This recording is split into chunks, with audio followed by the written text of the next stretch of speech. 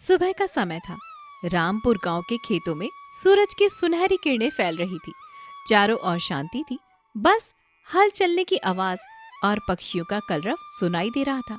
रामदास, एक साधारण किसान, अपने वफादार गधे मोती के साथ खेत जोत रहा था। चलो मोती, बस थोड़ा और काम बाकी है। आज का दिन खत्म करके घर चलते हैं। देख, सूरज कितनी तेज ऊपर चढ़ रहा है। दोपहर होने से पहले हमें ये खेत जोत लेना है, वरना कल बारिश आ गई तो सारा काम रुक जाएगा। मालिक, मैं तो हमेशा आपके साथ हूँ। बस आप थक तो नहीं गए? आज सुबह से लगातार काम कर रहे हैं। एक बार रुककर पानी तो पी लीजिए। नहीं मोती, तेरे साथ होने से मुझे कभी थकान नहीं होती। तू मेरा साथी है, सिर्फ जानवर नहीं। तुझे पता है ना, जब मैंने तुझे 10 साल पहले बाजार से खरीदा था, तब तू कितना छोटा था। सबने कहा था कि ये गधा काम का नहीं है, बहुत कमजोर है। मालिक, आपने मुझे सिर्फ खरीदा नहीं, मुझे एक परिवार दिया। जब मैं छोटा था तो बाजार में सभी मुझे मारते थे। कोई मुझे खाना नहीं देता था। आपने मुझे प्यार दिया, खाना दिया, इज्जत दी। ओ मोती, तू सच में बहुत समझदार है। मैं परेशान हूँ। पूजा की शादी की बात चल रही है। पंडित जी ने कहा है कि एक अच्छा रिश्ता आया है। लड़का शहर में बैंक में नौकरी करता है, अच्छा घर है, अच्छा परिवार है। पर तुझे पता है ना मोती, शादी में कितना खर्चा होता है। मालिक, आप चिंता मत कीजिए, भगवान जरूर कोई रास्ता निकालेंगे। पूजा दीदी बहुत अच्छी हैं, भगवान उनका भला जरूर करेंगे। मोती, तेरी बातों से मुझे बहुत हिम्मत मिलती है। काश इंसान भी तेरे जैसे होते। चल, अब काम खत्म करते हैं। घर चलकर सुमित्रा से बात करनी है। शाम का समय था। रामदास मोती को लेकर अपने घर लौटता है। झोपड़ी के पास पहुंचते ही सुमित्रा की आवाज सुनाई देती है। जी आ गए जी आप, बहुत देर हो गई। आज तो मैं सोच रही थी कि आप खेत में ही रात बिता देंगे। चलिए, कोई ना, खाना तैयार है, आप जल्दी से हाथ मुंह धो लीजिए। आज मैंने आपकी मन पसंदीदा सब्जी बनाई है।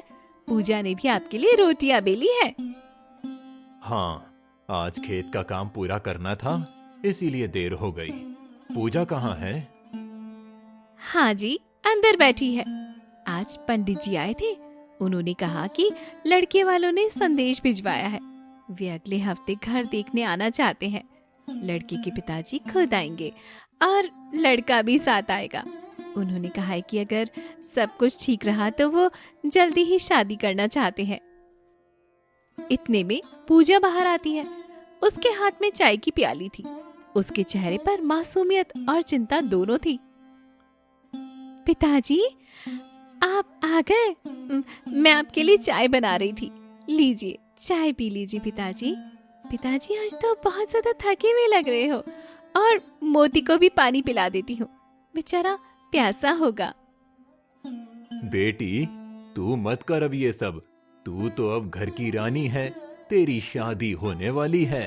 अब तुझे अपने ससुराल के काम सीखने चाहिए। ये सब छोटे मोटे काम नहीं करना चाहिए।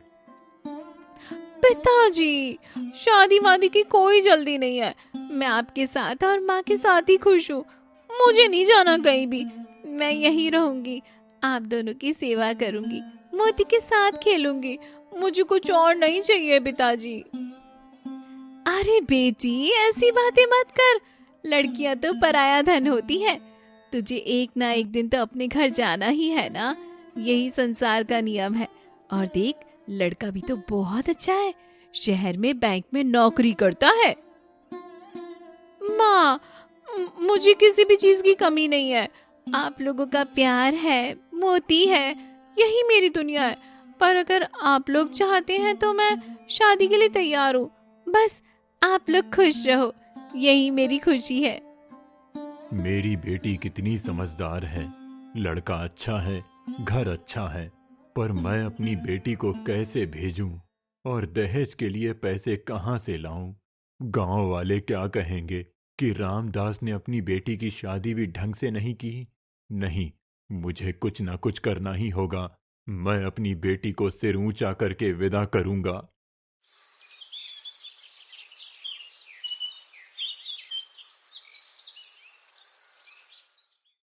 अगले दिन सुबह रामदास पंडित जी के साथ जाता है। पंडित जी अपने घर के बाहर बैठे हुए थे और पूजा की किताब पढ़ रहे थे। आओ रामदास, आओ बेटा, बैठो यहाँ। क्या बात है, इतनी सुबह सुबह यहाँ कैसे आना हुआ? चेहरे पर बहुत चिंता दिख रही है। कोई परेशानी है क्या? पूजा तो ठीक है ना? जी पंडित जी, पूजा तो बिल्कुल ठीक है। आप तो जानते ही हैं मेरी हालत क्या है। मैं एक गरीब किसान हूँ, दिन भर मेहनत करता हूँ, फिर भी 2 वक्त की रोटी मुश्किल से जुटा पाता हूँ। पूजा की शादी के लिए मेरे पास कुछ भी नहीं है। रामदास बेटा, मैं तुम्हारी परेशानी समझ सकता हूँ, लेकिन देखो, लड़के वाले बहुत अच्छे लोग हैं। मैंने खुद उनसे मिलकर बात की है। मेरे हिसाब से कम 10,000 रुपए तो चाहिए ही। इसमें दहेज, गहने, शादी का खर्च सब आ जाएगा। 10,000 रुपए? पंडित जी, इतने पैसे तो मैंने अपनी पूरी जिंदगी में एक साथ कभी नहीं देखे। मैं महीने भर खेत में काम करता हूँ तो मुश्किल से 500-600 रुपए बचते हैं। 10,000 रुपए मैं कहाँ से लाऊं? मेरे पास तो कुछ भी नहीं है जो मैं बेच सकूं। तो फिर कुछ सोचो रामदास, कुछ इंतजाम करो, किसी से कर्ज ले लो, कोई चीज गिरवी रख दो। बेटी की शादी है, कुछ ना कुछ करना ही पड़ेगा। अगर ये रिश्ता हाथ से निकल गया तो फिर ऐसा अच्छा रिश्ता मिलना मुश्किल है। रामदास मायूस होकर वहां से निकलता है। रास्ते में उसे गांव वाला सुरेश मिल जाता है। सुरेश अपने खेत से लौट रहा था। अरे रामदास भाई, कहाँ से आ रहे हो इतनी सुबह? और इतने परेशान क्यों दिख रहे हो? सब ठीक तो है ना? पूजा बिटिया ठीक है ना? हाँ सुरेश, पूजा तो ठीक है। बस पूजा की शादी की बात चल रही है और मैं सोच रहा हूँ कि पैसों का इंतजाम कैसे करूँ। पंडित जी कह रहे थे कि कम से कम 10,000 रुपए तो चाहिए ही, पर मेरे पास तो कुछ भी नहीं है। अरे भाई, ये तो बड़ी परेशानी है। देखो, मैं तो तुम्हें कुछ नहीं दे सकता। तुम्हें तो पता ही है मेरी खुद की हालत कैसी है। घर में 3 बच्चे हैं, उनकी पढ़ाई का खर्च, खाने पीने का खर्च, मुझे खुद साहूकार से कर्ज लेना पड़ता है। पर एक काम है जो तुम कर सकते हो। क्या सुरेश, बता, मैं कुछ भी करने को तैयार हूँ। मेरी बेटी की खुशी के लिए मैं कुछ भी कर सकता हूँ। देखो रामदास, मुझे ये कहते हुए बुरा लग रहा है, पर मैं सोच रहा हूँ तुम्हारे पास एक चीज है जो बहुत कीमती है। तुम्हारा गधा मोती, वो बहुत मजबूत है, बहुत काम करता है। जमींदार लखन को एक मजबूत गधे की जरूरत है। अगर तुम मोती को बेच दो तो अच्छे पैसे मिल जाएंगे।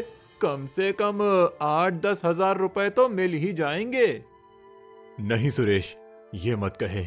मोती को बेचना मतलब अपने दोस्त को, अपने परिवार के सदस्य को बेचना। मोती मेरे साथ 10 साल से है। उसने कभी मेरा साथ नहीं छोड़ा। मैं बीमार पड़ा तो उसने खाना पीना छोड़ दिया था। मैं उसे कैसे बेच सकता हूँ? नहीं, मैं ऐसा नहीं कर सकता। भाई, मैं तुम्हारी परेशानी समझ सकता हूँ। जानता हूँ तुम्हारा मोती से बहुत लगाव है, पर सोचो, एक तरफ तुम्हारा दोस्त है और दूसरी तरफ तुम्हारी बेटी का भविष्य। अच्छे से सोच लो। सुरेश वहां से चला जाता है। रामदास सोच में पड़ जाता है। उसके मन में तूफान उठ रहा था। मैं क्या करूं? एक तरफ मोती है जिसने मेरा कभी साथ नहीं छोड़ा। 10 साल से वो मेरे साथ है। उसके बिना मेरे खेत का काम कैसे होगा?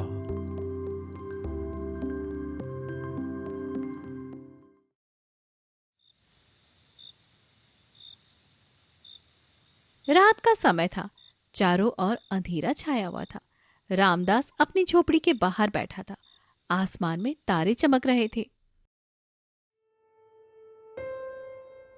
मोती, तू सो गया क्या या जाग रहा है?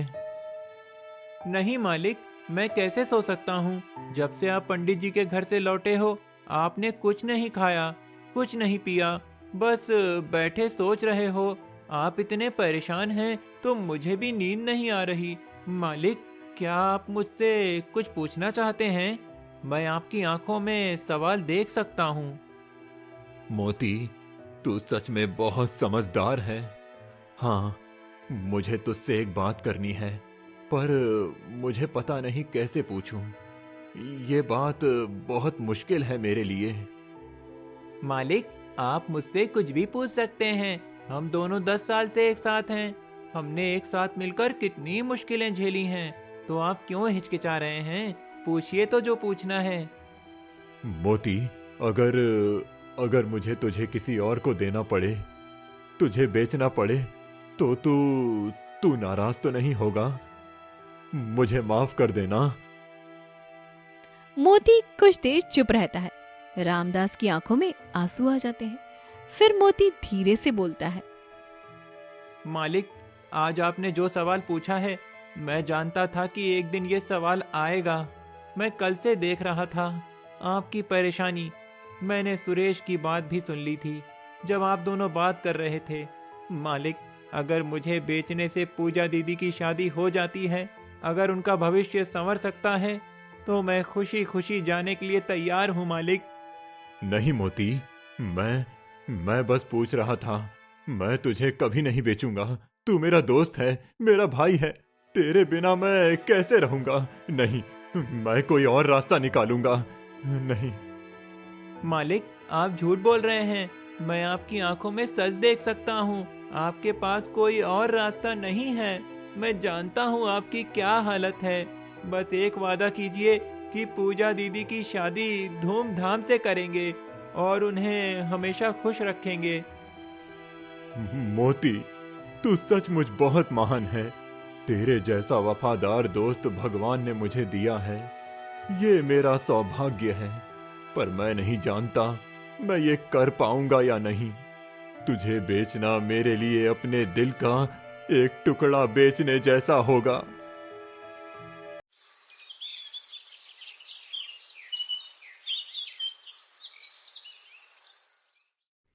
अगली सुबह सूरज निकलने से पहले ही रामदास उठ जाता है। उसने पूरी रात सोचा और फैसला कर लिया था। वो धीरे से मोती के पास जाता है। मोती, चल, हमें जमींदार लखन की हवेली जाना है। मालिक, आपने फैसला कर लिया? हाँ मोती, तूने ही कहा था कि यही एक रास्ता है। मुझे अपनी बेटी की खुशी के लिए ये करना ही होगा। पर दोनों जमींदार लखन की बड़ी हवेली की ओर चल पड़ते हैं। रामदास आवाज लगाता है। मैं जमींदार साहब से मिलना चाहता हूँ। मेरा नाम रामदास है। मैं अपना गधा बेचने आया हूँ। नौकर अंदर जाकर लखन को बताता है। थोड़ी देर में लखन बाहर आता है।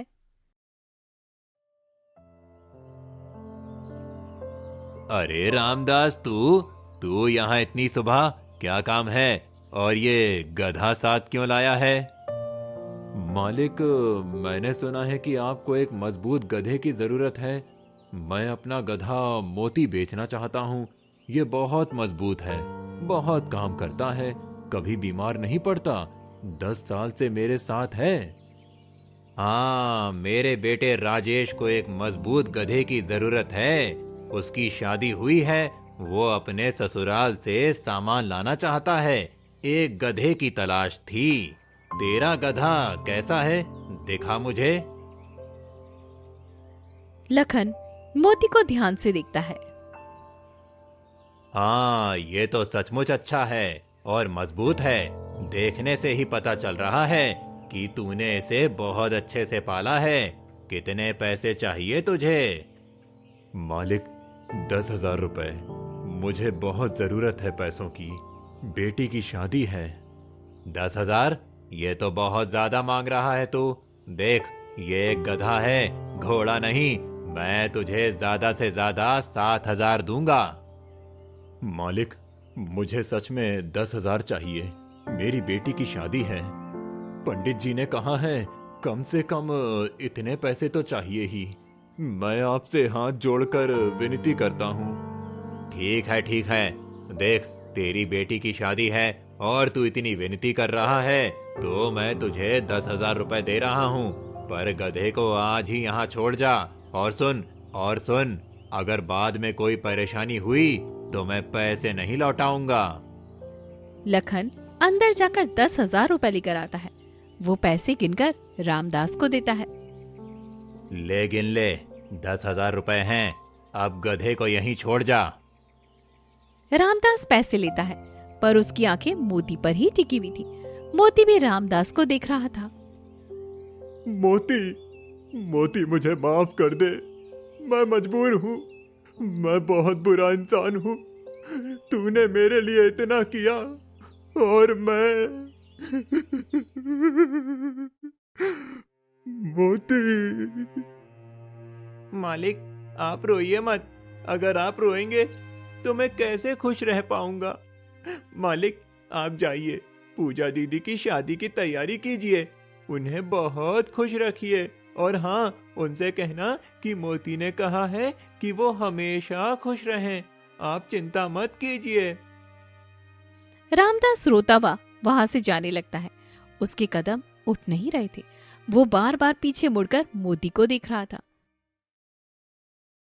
रामदास अपने घर पर पहुंचता है। रामदास को देखकर सुमित्रा हंसते हुए बोली, जी आ गए जी आप। आज तो बहुत जल्दी वापस आ गए। और ये मोती कहाँ है? क्या उसे खेत पर ही छोड़ के आए क्या? कहीं पर दिख नहीं रहा है। रामदास कुछ नहीं बोलता। वो चुपचाप अंदर जाने लगता है। सुमित्रा को कुछ शक होता है। अरे, मेरी बात का जवाब तो दीजिए। मोती कहाँ है? और ये आपकी आंखें लाल क्यों हैं? कुछ बोलते क्यों नहीं जी? मैंने मोती को बेच दिया। क्या? आपने क्या कहा? मोती को बेच दिया? ये क्या कह रहे हैं आप? मोती तो हमारे परिवार का हिस्सा है जी। आप उसे कैसे बेच सकते हैं? किससे बेच दिया आपने उसे? कुछ बोलिए जी, आप चुपचाप क्यों हैं? जमींदार लखन को पूजा की शादी के लिए पैसे चाहिए थे। मेरे पास और कोई रास्ता नहीं था। देख, 10,000 रुपए मिले हैं। अब हम पूजा की शादी अच्छे से कर सकते हैं। इतने में पूजा भी बाहर आ जाती है। उसने सारी बातें सुन ली थी। पिताजी, ये आप क्या कह रहे हैं? आपने मोती को बेच दिया? नहीं पिताजी, ये झूठ है। बोलिए पिताजी, आप मजाक कर रहे हैं ना? है ना? बोलिए ना पिताजी, मोती कहाँ है? मोती को बुलाइए। बेटी, ये सच है। मैंने मोती को बेच दिया है। तेरी शादी के लिए पैसों की जरूरत थी। नहीं पिताजी, मुझे नहीं करनी ऐसी शादी। मोती हमारे परिवार का हिस्सा था। वो मेरे भाई जैसा था पिताजी। मैं रोज उसके साथ खेलती थी, उसे खाना खिलाती थी। आपने उसे कैसे बेच दिया? नहीं पिताजी, आप उसे वापस लेकर आइए। मैं आपके हाथ जोड़ती हूँ। मैं आपसे हाथ जोड़कर विनती करती हूँ पिताजी, आप मोती को वापस लेकर आइए पिताजी। पूजा बेटी, शांत हो जा। तेरे पिताजी ने तेरी भलाई के लिए ये सब कुछ किया है। वो भी बहुत परेशान है। नहीं माँ, भलाई से नहीं कहते। मोती ने हमेशा हमारा साथ दिया है। जब पिताजी बीमार थे तो मोती ने खाना पीना छोड़ दिया था। जब हमारे पास खाने को कुछ भी नहीं था तो मोती ने भी भूखे रहना स्वीकार किया। और आज जब हमें जरूरत थी तो हमने उसे बेच दिया। नहीं माँ, ये बहुत गलत है। ऐसा नहीं है कर सकते माँ। बेटी, मुझे भी बहुत दुख हो रहा है, पर मेरे पास और कोई रास्ता नहीं था। तेरी शादी टूट जाती, गांव वाले ताने मारते, मैं क्या करता? चुप हो जा पूजा, जो हो गया सो हो गया। तेरे पिताजी ने तेरी शादी के लिए सब कुछ किया है। अब रोना धोना बंद कर। पूजा रोती हुई अंदर चली जाती है। रामदास भी बैठ जाता है और फूट फूट कर रोने लगता है। सुमित्रा भी चुपचाप खड़ी थी, उसकी आंखों में भी आंसू थे। उधर जमींदार की हवेली में राजेश मोती को देखने जाता है। वो मोती के चारों ओर घूमकर उसे देखने लगता है। पिताजी, ये गधा तो सचमुच बहुत अच्छा है, बहुत मजबूत लग रहा है। इस पर मैं अपना सारा सामान लाद सकता हूँ। बहुत अच्छा किया आपने इसे खरीद कर। हाँ बेटा, मैंने खास तेरे लिए ही खरीदा है। रामदास कह रहा था ये बहुत काम करता है, कभी बीमार नहीं पड़ता। अब तू इसे जैसा चाहे इस्तेमाल कर। चल गधे, मेरे साथ आ, मैं तुझे तेरी जगह दिखाता हूँ। राजेश मोती को पकड़कर घर के पिछवाड़े ले जाता है। देख, ये तेरी जगह है, यहीं रहेगा तू। और सुन, कल से तुझे बहुत काम करना है। मुझे अपने ससुराल से बहुत सारा सामान लाना है।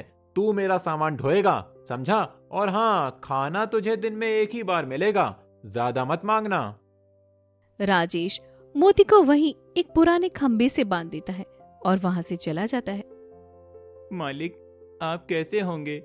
रो तो नहीं रहे? पूजा दीदी कैसी होंगी? मुझे बहुत याद आ रही है आप सबकी। मालिक, आप मुझे हर रोज खाना खिलाते थे, प्यार से बुलाते थे। यहाँ तो कोई मुझसे प्यार से बात भी नहीं करता।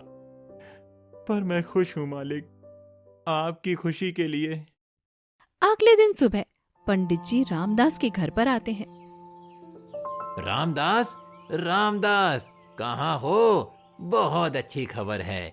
लड़के वाले आज शाम को घर देखने आ रहे हैं। उन्होंने कहा है कि वो आज ही सब कुछ तय कर लेना चाहते हैं। ये तो बहुत अच्छी बात है जी। अजी सुनिए जी, पंडित जी कह रहे हैं लड़के वाले आज आ रहे हैं। शाम को लड़के वाले आते हैं। विक्रम और उसके माता पिता तीनों बहुत अच्छे कपड़े पहने हुए थे। नमस्ते रामदास जी, कैसे हैं आप? ये हमारा बेटा विक्रम है। आपको तो पता ही होगा, शहर में बैंक मैनेजर है, बहुत अच्छी तनख्वाह है, घर भी अच्छा है। पूजा बाहर आती है, उसने भी बहुत सुंदर साड़ी पहनी हुई थी। बहुत सुंदर बेटी है आपकी, हमें तो पसंद आ गई आपकी बेटी। हाँ, बहुत अच्छी है। रामदास जी, हमें लड़की पसंद है। आप शादी की तैयारी शुरू कर दीजिए। अगले महीने का कोई अच्छा मुहूर्त देख लीजिए। लड़के वाले वहां से चले जाते हैं। घर में खुशी का माहौल था, पर अधूरी खुशी। भगवान का शुक्र है, पर मोती के बिना ये खुशी अधूरी लग रही है। काश वो यहाँ होता। कुछ हफ्ते ऐसे ही बीत जाते हैं। उधर जमींदार की हवेली में मोती से बहुत बुरा व्यवहार हो रहा था। राजेश हर रोज उस पर भारी भारी सामान लाता। उसके शरीर पर अब निशान पड़ चुके थे। बाजार में गांव वाला सुरेश मोती को देख लेता है। अरे, ये तो रामदास का गधा मोती है, पर ये तो बहुत कमजोर हो गया है। देखो कैसे लड़खड़ा रहा है, और इसके शरीर पर तो निशान भी हैं। मुझे रामदास को बताना चाहिए। एक दिन राजेश अपने ससुराल से वापस आ रहा था। उसके साथ मोती भी था, जिस पर बहुत सारा सामान लादा हुआ था। अचानक झाड़ियों से कुछ डाकू निकलकर सामने आ जाते हैं। रुक जा, एक कदम भी आगे मत बढ़ा। सारा सामान नीचे उतार और जो भी पैसे हैं जेब से निकाल। जल्दी कर, वरना तेरी खैर नहीं। नहीं भाई, मुझ पर रहम करो। मैं गरीब आदमी हूँ, ये सामान मेरे ससुराल से आया है। कृपया मुझे जाने दो। राजेश डर जाता है। तभी मोती को गुस्सा आता है। नहीं, मैं ये नहीं होने दूंगा। भले ही ये लोग मेरे साथ अच्छा व्यवहार नहीं करते, पर मेरे मालिक हैं अभी। मालिक रामदास ने मुझे सिखाया था कि हमेशा सही काम करना चाहिए। मोती जोर जोर से चिल्लाता है और डाकू की ओर दौड़ता है। मोती डाकू से टकराता है। डाकू गिर जाता है। मोती जोर जोर से चिल्लाता है। उसकी आवाज दूर तक जाती है। पास के गांव के लोग आवाज सुनकर वहां पर दौड़कर आते हैं। कौन है वहाँ? क्या कर रहा है? कौन है? अरे भैया देखो कौन है? डाकू घबरा जाते हैं और वहां से भाग जाते हैं, लेकिन मोती बुरी तरह से घायल हो चुका था। उसके शरीर पर कई जगह अब चोट लग चुकी थी। उसके शरीर से खून बह रहा था। ये गधा, इसने तो आज मेरी जान बचा ली। मैं इसके साथ इतना बुरा व्यवहार करता था, फिर भी इसने मेरी जान बचाई। ये कितना वफादार है। गांव वाले मोती को वैद्य जी के पास ले जाते हैं। वैद्य जी उसका अच्छे से इलाज करते हैं।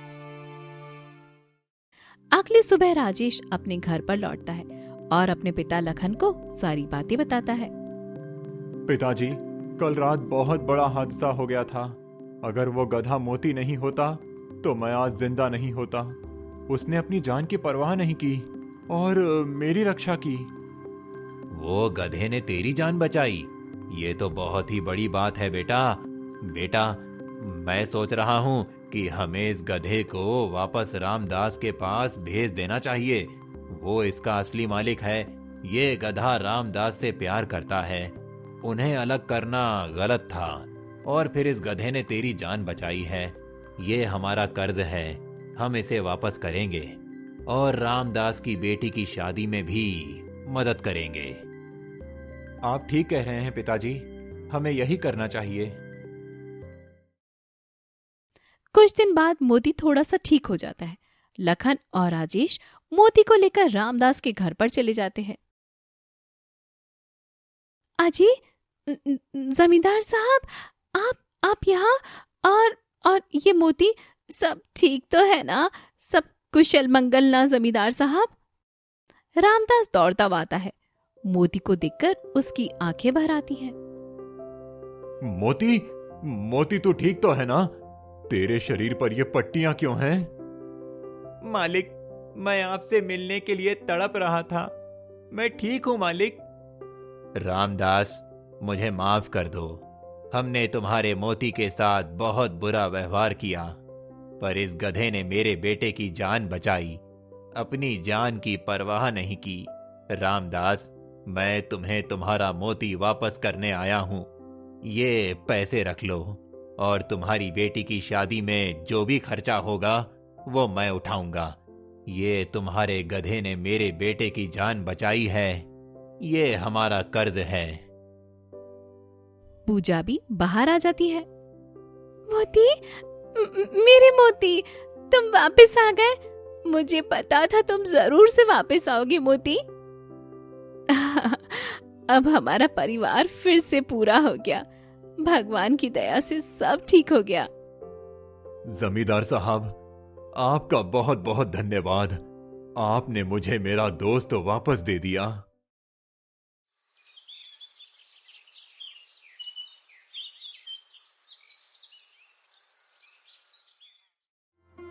कुछ हफ्तों बाद पूजा की शादी का दिन आता है।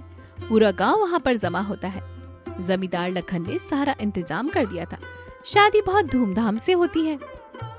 रामदास, तुम्हारी बेटी बहुत भाग्यशाली है और देखो, शादी भी कितनी अच्छे से हो रही है। पंडित जी, ये सब भगवान की कृपा है और मेरे मोती के त्याग का फल है। अगर उसने राजेश की जान नहीं बचाई होती तो शायद ये सब नहीं होता। शादी की सारी रस्में पूरी हो जाती हैं। अब पूजा को विदा होना था। माँ, पिताजी, मैं जा रही हूँ, मुझे आशीर्वाद दीजिए। खुश रहो बेटी, हमेशा अपने पति और ससुराल वालों का ख्याल रखना। पर मोती कहाँ है माँ? मैं उससे मिले बिना नहीं जा सकती। मोती के बिना ये विदाई अधूरी है माँ। मोती आगे जाता है। पूजा उसे देखकर रो पड़ती है। मोती, तुम्हें पता है ना, तुम्हारी वजह से ही आज मेरी शादी हो पा रही है। तुमने बहुत बड़ा त्याग किया है मोती। पहले तो तुमने अपने आप को बेचने दिया ताकि पिताजी को पैसे मिल सके, और फिर तुमने राजेश की जान बचाई। मोती, तुम सिर्फ एक जानवर नहीं हो, तुम हमारे परिवार के सबसे महत्वपूर्ण सदस्य हो। मैं तुम्हें कभी नहीं भूलूंगी मोती। दीदी, आप रोइए मत, आप खुश रहो, बस इतना ही चाहता हूँ मैं। आप अपने नए घर में जाओ, खुश रहो। मैं यहाँ मालिक के साथ खुश हूँ। पूजा मोती को गले लगाती है। सभी की आंखों में आंसू आ जाते हैं। ससुर जी, आपका गधा सचमुच बहुत अद्भुत है। मैंने ऐसा वफादार जानवर पहले कभी नहीं देखा। बेटा, मोती सिर्फ जानवर नहीं है, ये हमारे परिवार का हिस्सा है। इसने हमेशा हमारा साथ दिया, कभी हमें निराश नहीं किया। पूजा की विदाई होती है। सभी गांव वाले खुश हैं। रामदास मोती को देखता है और मुस्कुराता है। मोती भी खुशी दिखाता है। आखिरकार त्याग और वफादारी की जीत हुई।